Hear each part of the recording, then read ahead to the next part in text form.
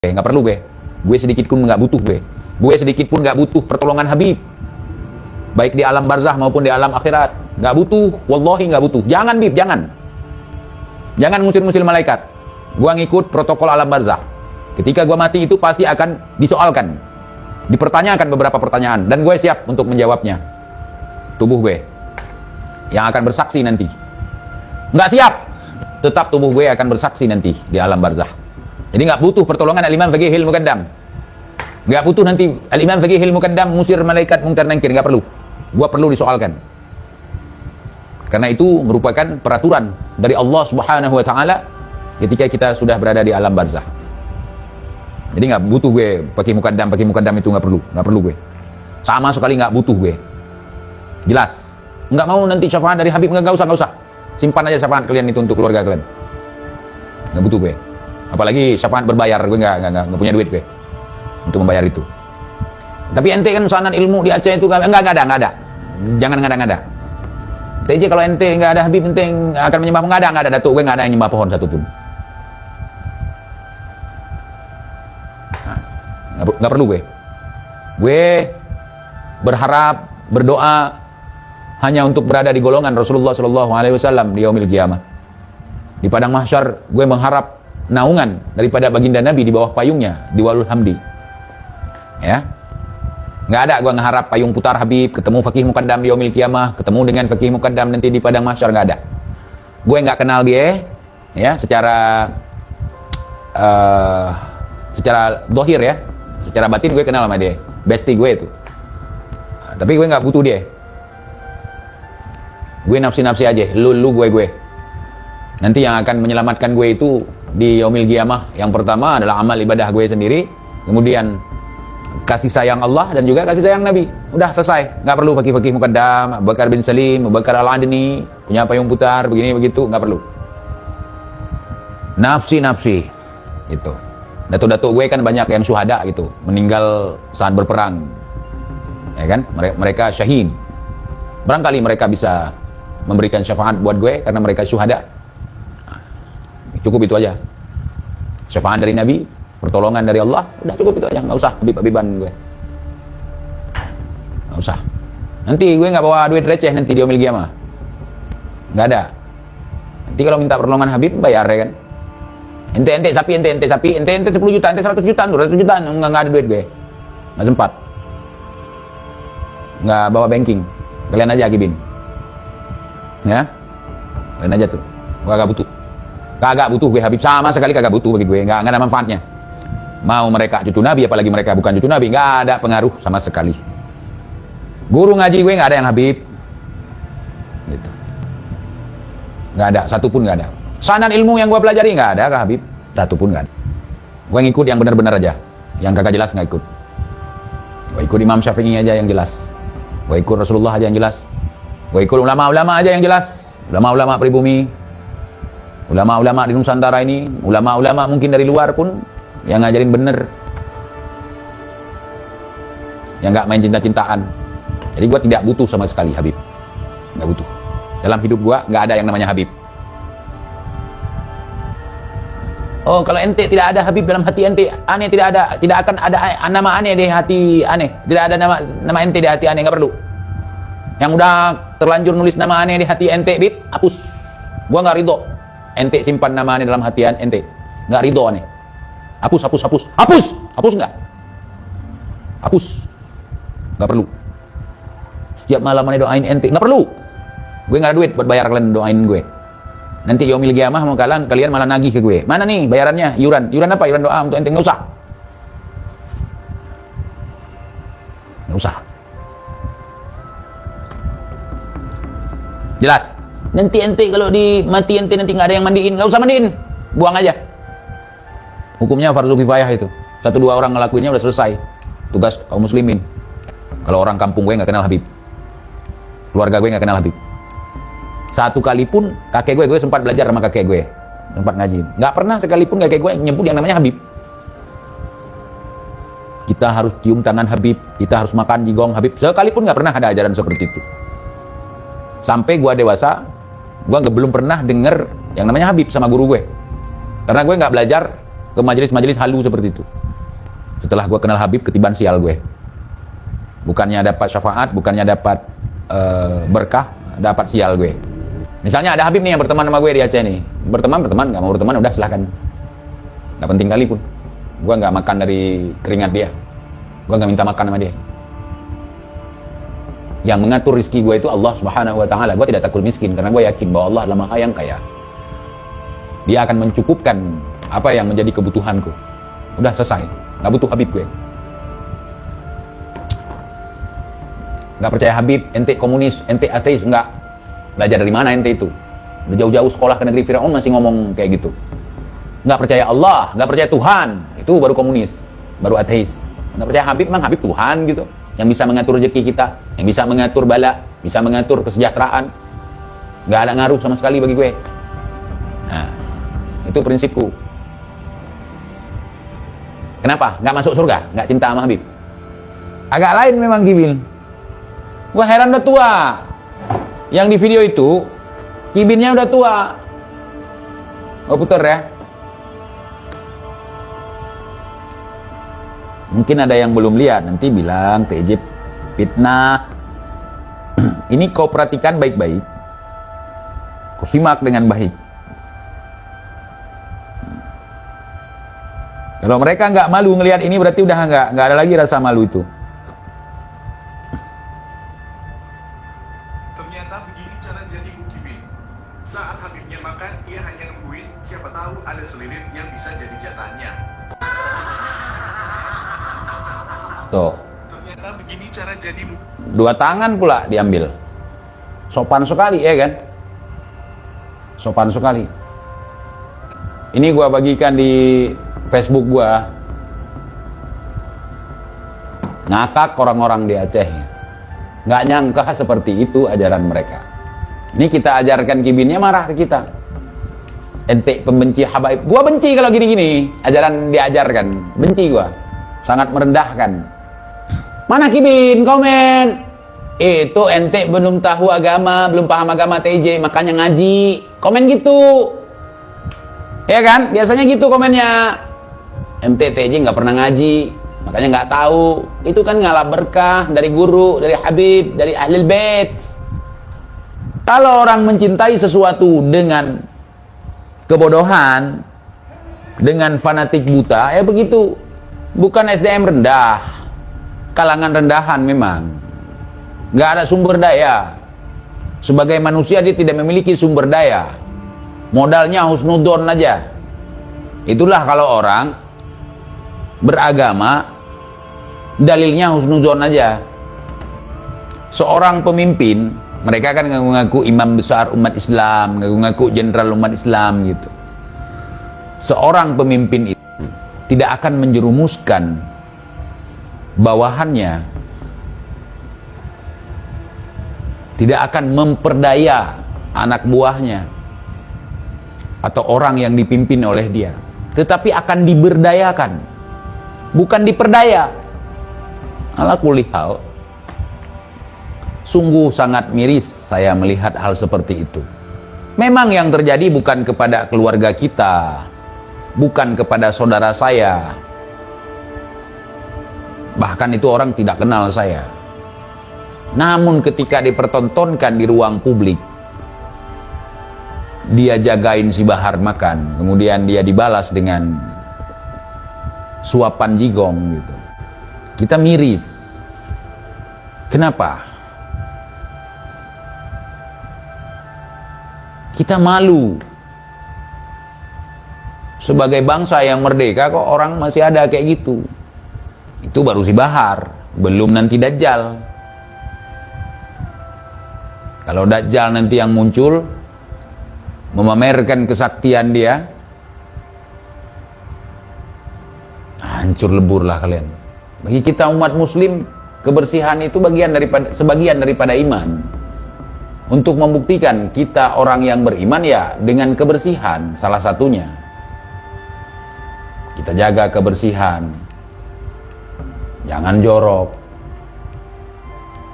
Walaupun kita hitam, walaupun pekerjaan kita di bawah terik matahari, walaupun pekerjaan kita dalam lumpur, di Aceh itu, Habib-habib yang kayak gitu, dibilang orang Jawa. Aku bilang, maaf bang, ini bukan Jawa nih, orang Tarim ini, saya bilang. Oh maaf, salah paham katanya. Itu teman-teman yang non muslim ya, itu bukan ajaran Islam itu. Itu ajaran Datuk. Dan kami tidak mengikuti ajaran itu.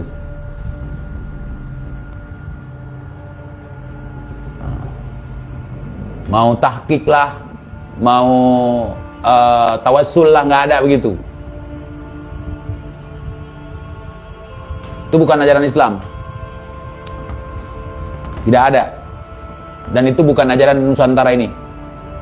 Bahkan hidup di masa kolonial nggak ada makan jigong.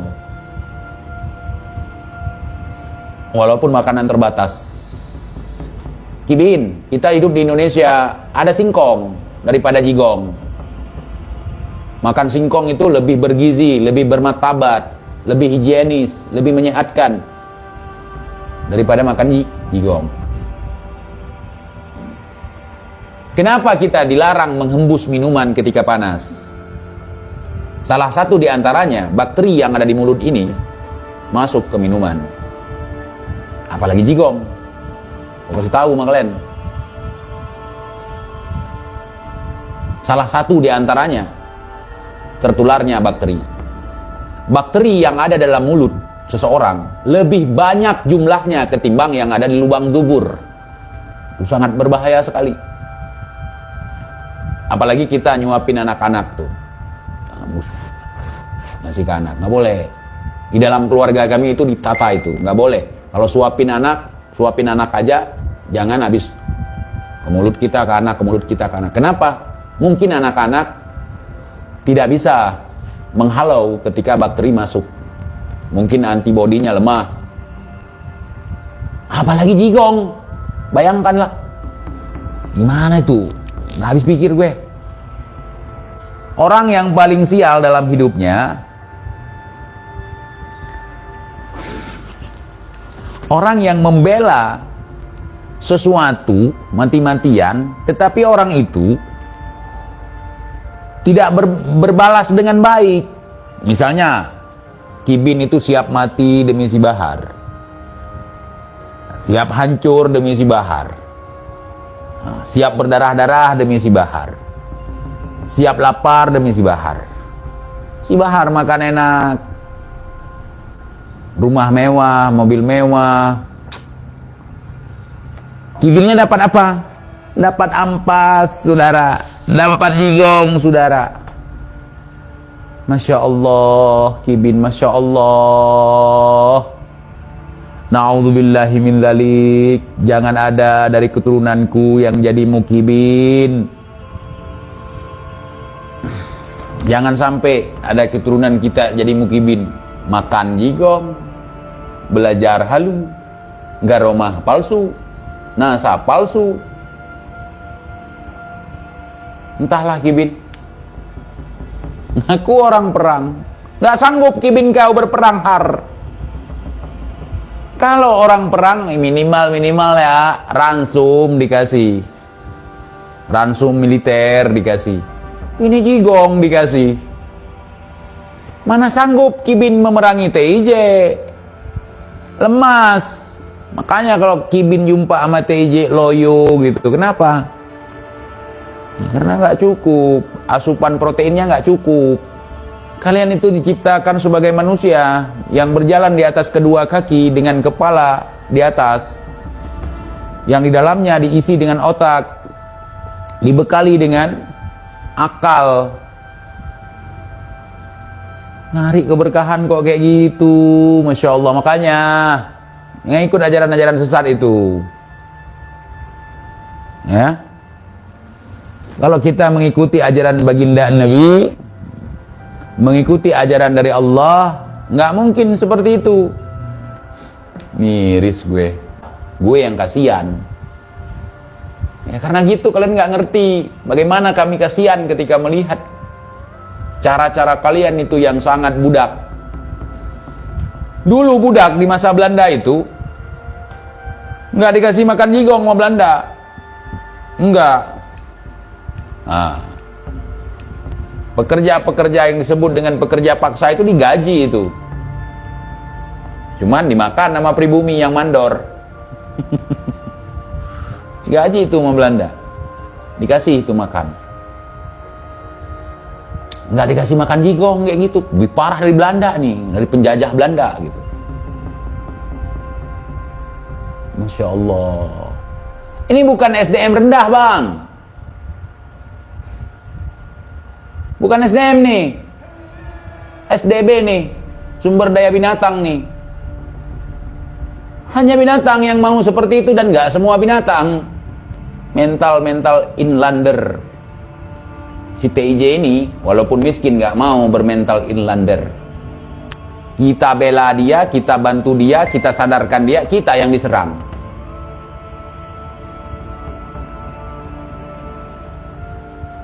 Kalian itu hidup di negara yang subur, makmur. Kenapa kamu harus makan jigong dari orang-orang yang hidupnya susah? Makan jigong, kerja demo. Wajar kalau lihat nasi bungkus rebutan. Ini ngaku pecinta. Malah dapat jigong dari orang yang dicintai oleh dia. Itu namanya cinta gila. Cinta buta. Dia pengen nunjukin kalau jigong dia itu berharga bagi mukibinnya. Mukibin pun sontoloyo.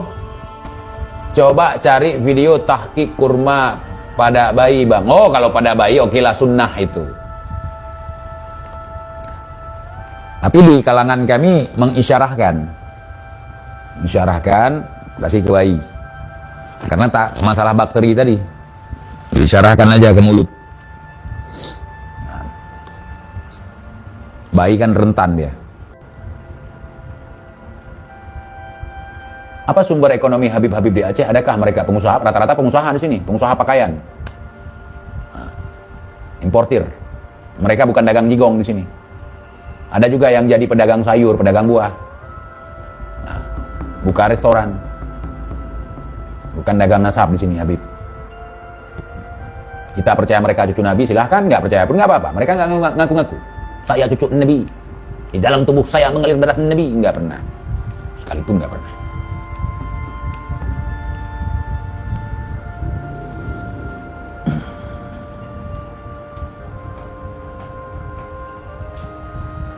Gue belum pernah dengar dari Habib sini yang ngomong kalau dia itu dalam tubuhnya mengalir darah Nabi, kita wajib menghormati dia. Nggak pernah. Biasa aja.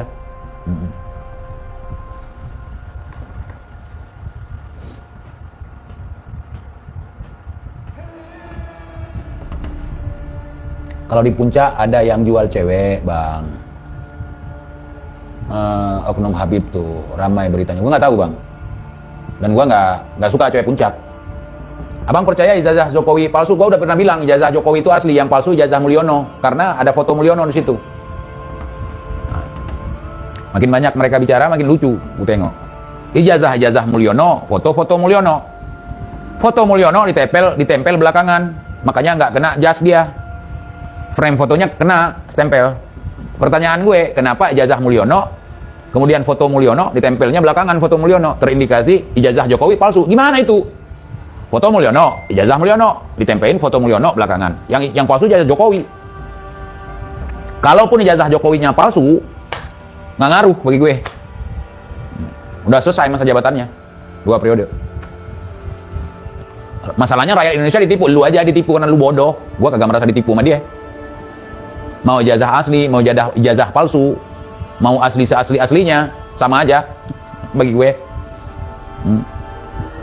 Dia sebagai pemimpin, udah nggak ada ruginya bagi gue, nggak ada untungnya bagi gue, gitu. Oh dia korupsi, penjarakan, tapi hukum sini ya udah, gue simple. Lu nggak kapok ditipu orang Jawa, gue nggak ditipu sama orang Jawa, gue nggak merasa ditipu karena gue nggak pernah ketipu, kecuali sama Habib. Sama Habib pernah ketipu gue, sama orang Jawa belum pernah. Belum pernah gue ditipu sama orang Jawa, belum pernah. Orang Jawa, tipu gue dong. Kalau kalian penipu. Kalau bukan, jangan ya. Seduluran.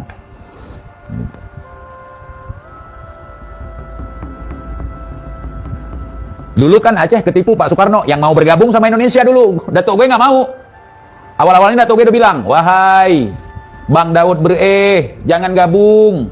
Kita masing-masing aja, kita angkat lagi kerajaan, kesultanan. Nggak usah gabung dengan Indonesia. Datuk gue tuh ngomong gitu. Apalagi nggak ada surat perjanjian apapun. Yang ditipu bukan Datuk gue. Datuk mereka yang ditipu, gue kagak. Karena dari awal Datuk gue nggak percaya, nggak mau gitu.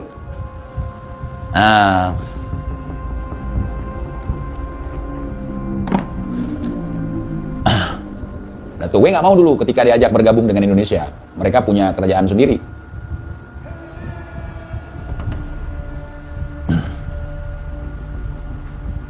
Penipu ada di setiap suku, bahkan di setiap bangsa, ya itu jelas. Itu saudara. Samsudin nggak nipu gue, Samsudin menipu tetangganya, orang sesuku dengan dia. Gue datang, obrak-abrik.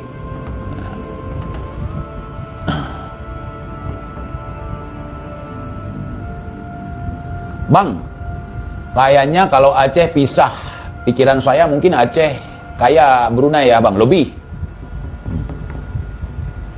gitu. Paling-paling perang saudara sebentar, rebutan bagian. Kalau kekayaan bisa jadi lebih, karena Aceh lebih luas kan daripada Brunei. Kemudian harta gono gini kerajaan siapa yang pegang sekarang? Kenapa sekarang nggak bisa dimiliki oleh negara? Karena memang nggak ada legalitas untuk dimiliki oleh negara Indonesia, harus dimiliki oleh kerajaan Aceh gitu. Gue nggak mau bahas itu ya, nanti jadi sentimen nanti teman-teman ke gue gitu. Jawa di bawah komando Habaib. Ya makanya Pulau Jawa kan Bintu Terim. Aceh kan bukan bagian dari Bintu Terim.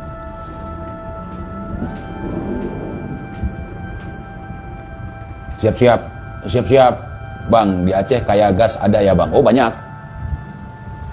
Gas, emas, minyak, petroleum.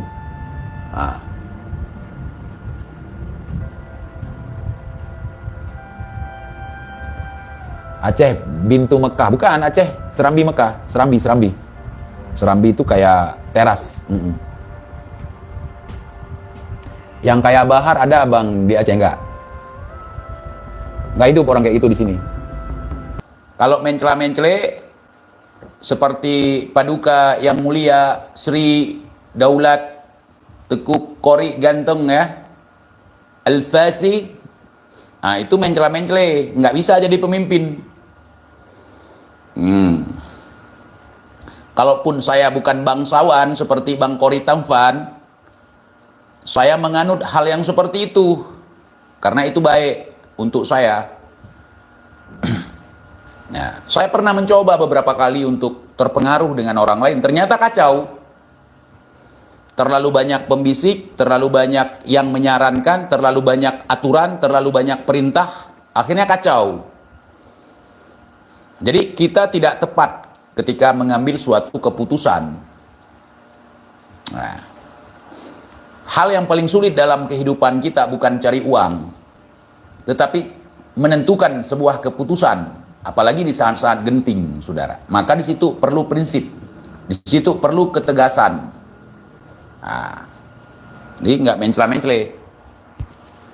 Makanya orang seperti saya sulit untuk dibayar, disogok, disuap, karena saya nggak butuh itu. Udah berapa kali saya oleh dukun, udah pernah. Sama Habib juga pernah ditawarkan modal usaha, karena mereka nggak berani terang-terangan untuk menyuap saya. Jadi menawarkan modal usaha supaya saya bungkam gitu. Saya diam, nggak ngomong lagi gitu. Kalau model Kori, dia nyari peluang. Kalau di Aceh disebut sebagai bangsa Lamiat. Bangsa apa namanya itu? Jongos. Lamiat itu Jongos.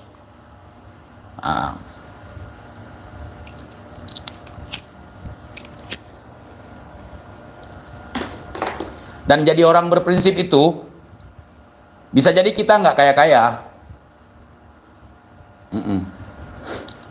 Itu resiko paling kecil. Resiko paling besar mati. Memang begitu. Tetapi kita akan dikenang nanti suatu saat. oleh orang. Ada manfaatnya kita. Makanya kalau ngomong itu baik mentaju-taju. Jangan mencela-mencele. Bukan dalit lamit kalau bahasa Aceh ya.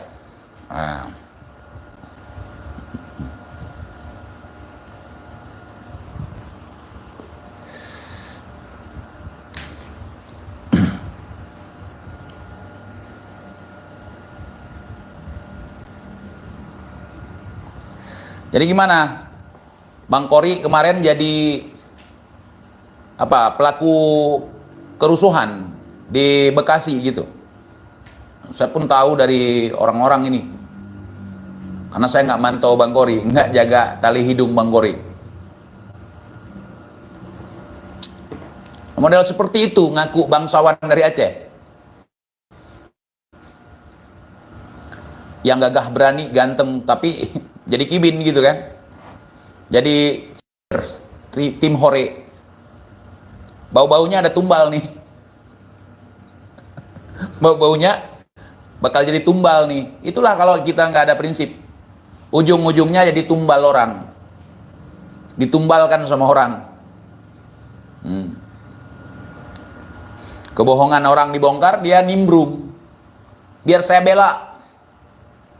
Kedustaan orang, dia yang bela. Akhirnya kecipratan dia bala. Kecipratan apa? Bala.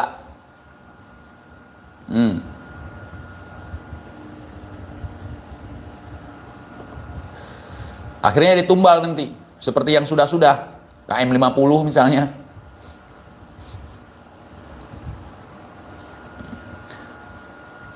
Jadi orang bodoh dengan orang tolol itu beda, saudara. Orang bodoh itu diajarin pinter. Tapi kalau orang tolol itu sampai kapanpun nggak akan pinter. Kalau bahasa Aceh ngut. Ureng ngut dengan urung bangai. Orang bodoh dengan orang tolol itu dua jenis manusia yang beda. Kalau orang tolol itu diajarin seperti apapun dia tidak akan bisa, tidak akan paham. Tapi kalau orang bodoh, kalau dia mau belajar, pasti dia akan pinter. Gitu. Tidak harus yang formal. Dia bisa belajar dari pengalaman orang lain, kebiasaan orang lain, ataupun dari sudut pandang formal juga bisa. Dia pasti bisa. Cuman karena dia nggak belajar, makanya dia bodoh. Tapi kalau orang ngut atau tolol ini diajarin mau pakai apapun, ya kan, nggak akan pernah bisa. Tidak akan pernah bisa karena memang bawaan itu. Apalagi orang ngut nggak tahu kalau dirinya ngut. Seperti Bahar misalnya, inisial ya, kita nggak sebutkan nama orang malam ini. Inisialnya Bahar misalnya, itu ngut. Ngut, tengut, kenang pengut lah. Orang tolol ditololin sama kebanyakan tidur. Itu lengkap dia, perfecto.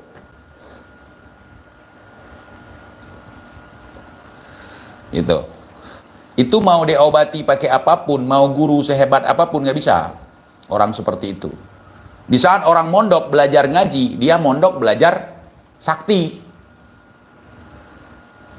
Orang mondok belajar nahu, dia mondok belajar halu. Makanya ketika dia lulus dari pondok 18 tahun dia mondok. Jadi praktisi halu. Yang nggak jauh beda sama Kori. Judulnya Kori kan Sayyid Tengku, ulama dari Aceh. Begitu juga si Bahar. Sayyid Habib Abuya, ulama pemberani, pimpinan pondok Tuyul Ad-Dawiri. Kegiatan apa? Teriak-teriak di panggung, jadi orator demo, jadi praktisi halu, cerita bohong, digigit kobra, kobranya mati. Kalau digigit Kak Lun, kira-kira Kak Lunnya mati nggak?